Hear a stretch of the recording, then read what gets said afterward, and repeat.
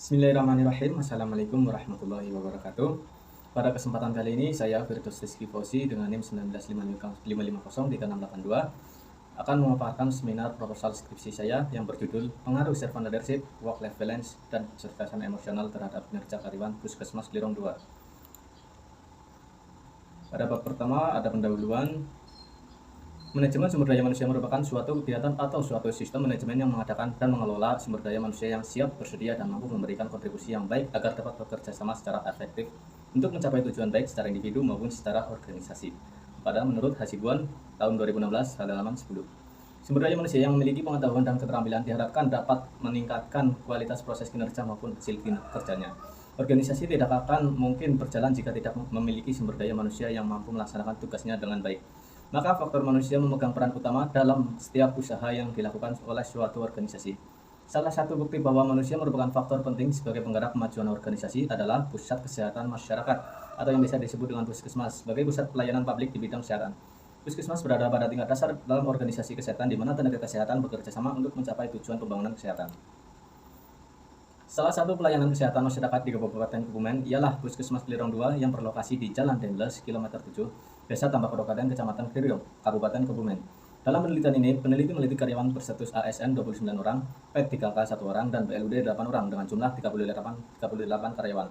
Puskesmas Lirong 2. Sebagai pelayanan kesehatan yang melayani masyarakat sudah menjadi tuntutan kepada karyawan Puskesmas Lirong 2 untuk memiliki kinerja yang baik karena kinerja tersebut mampu memberikan kontribusi yang positif. Puskesmas Lirong 2 memiliki kemajuan dan peningkatan pelayanan baik pada pemimpinnya maupun karyawannya, seperti sikap baik, kerapian terjaga, memiliki kemampuan pemenuhan kebutuhan pasien, mampu memberikan informasi kesehatan, dan cepat dalam memberikan pelayanan. Pada fenomena variabel Y-nya yaitu kinerja, berdasarkan hasil wawancara dengan Kepala Tata Usaha dan karyawan Puskesmas Lirong 2 menunjukkan bahwa kinerja karyawan sudah baik. Dengan adanya tugas baru, para karyawan melaksanakan sosialisasi terlebih dahulu, sehingga dalam melaksanakan program-program yang menjadi tanggung jawab Puskesmas dalam memberikan pelayanan terhadap masyarakat sudah dilaksanakan dan terselesaikan. Hal tersebut terlihat dari program-program pelayanan masyarakat baik di luar ataupun di Puskesmas Lirong 2 sendiri. Seperti program vaksinasi untuk masyarakat dengan memberikan pelayanan yang baik kepada pasien. Yang kedua ada X1 dengan variabel servant leadership. Berdasarkan hasil wawancara yang dilakukan dengan Kepala TU dan karyawan Puskesmas Lirong 2, karyawan menunjukkan bahwa kepemimpinan Kepala Puskesmas Lirong 2 menunjukkan hal yang positif yang merujuk pada kriteria servant leadership. Hal tersebut terlihat dari kegiatan yang dilakukan Kepala Puskesmas Lirong 2 yang selalu membimbing dan mengayomi para karyawan, bahkan sampai membantu memberikan arahan langsung pada para karyawan yang kesulitan dalam bekerja. Seperti pada saat kegiatan vaksinasi massal di berbagai desa, salah satunya yang dilaksanakan pada desa Rangterjo. Kepala Puskesmas Lirong 2 ikut langsung membantu dalam kegiatan tersebut. Kepala Puskesmas Lirong 2 juga mendorong pegawai untuk menjadi yang lebih baik dalam bekerja. Untuk variabel X2 yaitu ada work-life balance. Berdasarkan hasil wawancara yang dilakukan dengan Kepala TU dan karyawan Puskesmas Lirong 2, bahwa work-life balance menunjukkan hal yang baik akan berpengaruh positif terhadap kinerja karyawan. Hal tersebut terlihat pada karyawan di Puskesmas Lirong 2 dapat menyeimbangkan hidupnya antara dunia pekerjaan dan dunia pribadinya. Maka karyawan tersebut dapat lebih produktif dalam bekerja, dapat termotivasi dalam melaksanakan tanggung jawabnya di perusahaan, dan dapat mengurangi stres dalam bekerja. Selain berperan sebagai seorang perawat kesehatan di Puskesmas Lirong 2, juga dapat menjalankan peran lainnya di rumah, baik sebagai seorang suami, ayah, maupun sebagai anggota keluarga. Yang terakhir ada X3 yaitu kecerdasan emosional. Berdasarkan hasil wawancara yang dilakukan dengan Kepala TU dan karyawan Puskesmas Lirong 2 menunjukkan bahwa kecerdasan emosional menunjuk hal yang baik akan berpengaruh positif terhadap kinerja karyawan. Pada karyawan Puskesmas Lirong 2 dalam melayani pasien harus mampu mengendalikan emosi agar selalu dapat memberikan pelayanan yang baik kepada para pasiennya. Seperti pelayanan ramah yang diberikan seorang perawat kepada pasien serta kepada keluarga pasien. Hubungan yang terjalin baik antara pasien, perawat, dan keluarga pasien, maka tercipta hubungan yang baik serta terciptanya keharmonisan. Perawat sangat dituntut untuk dapat menyikapi segala kondisi walaupun dalam keadaan segenting apapun. Pada kondisi seperti itu, seorang perawat mampu bersikap tenang dan menenangkan orang lain, terutama pasiennya. Oke, pada selanjutnya ada rumusan masalah. Yang pertama, apakah servant leadership berpengaruh terhadap kinerja karyawan Puskesmas Lirong 2? Yang kedua, apakah work-life balance berpengaruh terhadap kinerja karyawan Puskesmas Lirong 2? Yang ketiga, apakah kecerdasan emosional berpengaruh terhadap kinerja karyawan Puskesmas Lirong 2? Yang keempat, apakah servant leadership, work-life balance, dan kecerdasan emosional berpengaruh terhadap kinerja karyawan Puskesmas Lirong 2? Pada batasan masalah, yang pertama, penelitian ini dibatasi pada karyawan kerja Puskesmas Lirong 2. Yang kedua, penelitian ini dibatasi pada variabel servant leadership, work-life balance, dan kecerdasan emosional yang berpengaruh terhadap kinerja karyawan Puskesmas Lirong 2. Oke, selanjutnya untuk indikator dari berbagai variabel. Yang pertama ada kinerja, yaitu variabel Y. Indikator untuk mengukur kinerja karyawan menurut Robbins pada tahun 2006 di halaman 260. Yang pertama ada kualitas atau bentuk kuantitas, dan kedua kuantitas, yang ketiga ketepatan waktu, keempat efektivitas, kelima kemandirian. Pada servant leadership, indikator menurut Dennis dan Pokarnea pada tahun 2005, yaitu yang pertama ada kasih yang murni, kasih yang murni. Yang kedua ada kerendahan hati, yang ketiga visi, yang keempat percaya, yang kelima pemberdayaan. Oke, selanjutnya X2 yaitu work life balance, indikator menurut Greenhouse pada tahun 2003. Yang pertama ada keseimbangan waktu, yang kedua keseimbangan peran, yang ketiga keseimbangan kepuasan. Untuk yang selanjutnya ada kecerdasan emosional. Indikator kecerdasan emosional menurut Martin pada tahun 2003, yang pertama kesadaran diri, yang kedua mengelola emosi, yang ketiga memotivasi diri sendiri, yang keempat empati, dan yang terakhir ada menjaga relasi. Oke, untuk tujuan penelitian, yang pertama untuk mengetahui pengaruh servant leadership terhadap kinerja, yang kedua untuk mengetahui pengaruh work-life balance terhadap kinerja, yang ketiga untuk mengetahui pengaruh kecerdasan emosional terhadap kinerja, yang terakhir ada untuk mengetahui pengaruh servant leadership, work-life balance, dan kecerdasan emosional terhadap kinerja. Pada manfaat penelitian, yang pertama ada manfaat teoritis. Pada manfaat teoritis, yang pertama ada menambah ilmu pengetahuan dan informasi terutama di bidang sumber daya manusia tentang pengaruh servant leadership, work-life balance, dan kecerdasan emosional terhadap kinerja. Yang kedua ada menjadi referensi penelitian selanjutnya yang berhubungan dengan servant leadership, work-life balance, dan kecerdasan emosional dan kinerja. Oke, yang kedua ada manfaat teoritis. Yang pertama pada manfaat teoritis, hasil penelitian ini diharapkan dapat memberikan informasi bagi Puskesmas Lirong 2 tentang faktor-faktor tertentu yang dapat mempengaruhi kinerja karyawan, mengenai sejauh mana pengaruh servant leadership, work-life balance, dan kecerdasan emosional terhadap kinerja karyawan. Yang kedua, hasil penelitian ini diharapkan dapat menjadi wawasan internal manajemen Puskesmas Lirong 2 agar dapat lebih menyadari efek servant leadership, work-life balance, dan kecerdasan emosional terhadap kinerja karyawan pada Puskesmas Lirong 2. Oke, selanjutnya ada bab 2, kajian pustaka. Yang pertama ada tinjauan teori. Pada variabel Y, kinerja merupakan adalah hasil kerja secara kuantitas dan kualitas yang dicapai oleh seseorang pegawai dalam melaksanakan tugasnya sesuai dengan tanggung jawab yang diberikan kepadanya. Menurut Mangkunegara pada tahun 2013 di halaman 67.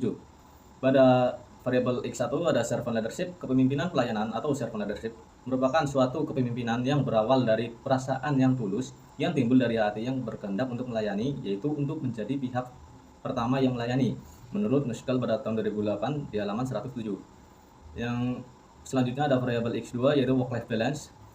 Menurut Hafid pada tahun 2017, work-life balance atau keseimbangan antara kehidupan pribadi dan pekerjaan merupakan suatu sebagai kemampuan seseorang atau individu untuk memenuhi tugas dalam pekerjaannya dan tetap berkomitmen pada keluarga mereka serta tanggung jawab di luar pekerjaan lainnya. Yang terakhir ada X3 yaitu kecerdasan emosional. Menurut Goleman pada tahun 2009, kecerdasan emosional adalah kemampuan untuk mengendalikan diri, memiliki daya tahan ketika menghadapi suatu masalah, mampu mengendalikan impuls, memotivasi diri, mampu mengatur suasana hati, mampu berempati, dan membina hubungan dengan orang lain. Oke, untuk hubungan antar variabel pada seperti tabel berikut.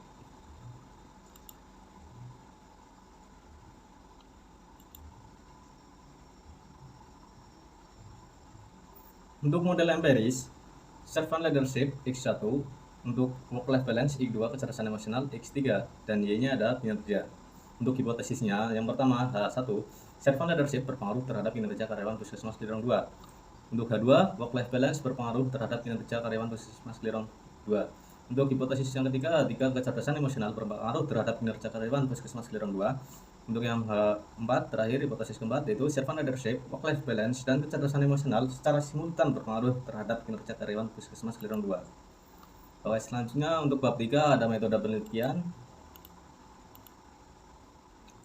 Untuk subjek dan objek penelitian berikut tulisannya. Objek penelitian variabel bebas atau variabel independen, servant leadership, work-life balance, dan kecerdasan emosional. Untuk variabel yang terkait atau dependent variabel ada kinerja. Subjek penelitian pada karyawan di Puskesmas Lirong 2 yang berjumlah 38 orang yang berstatus ASN.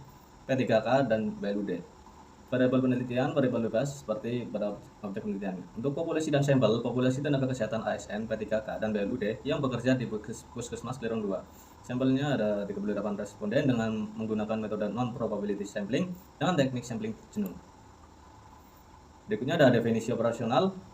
Menurut Sugiono pada tahun 2001, definisi operasional variabel merupakan suatu definisi yang diberikan kepada suatu variabel dengan cara memberikan arti atau memspesifikasikan kegiatan ataupun memberikan suatu operasional yang diperlukan untuk mengukur variabel tersebut. Untuk butir kuesioner dari beberapa variabel, yang pertama ada variabel Y dengan variabel kinerja, yaitu indikatornya menurut provinsi seperti pada tabel.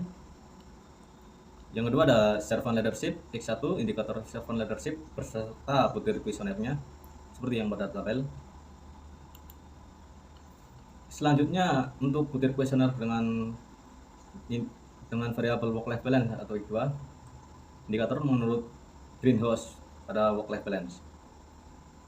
Yang terakhir ada kecerdasan emosional. Berikut adalah butir kuesioner seperti pada tabel dengan indikator menurut Martin pada tahun 2003.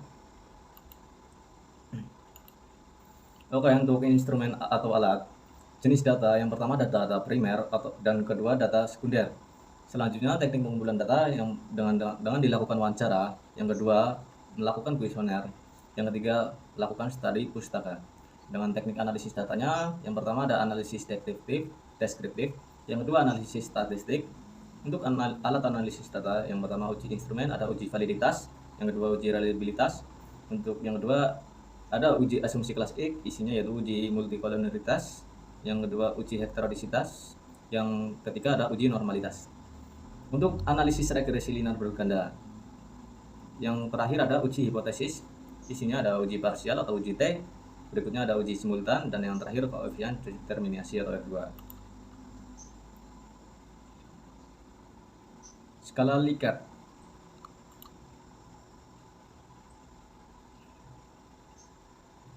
Oke, ini ada kuesioner penelitian.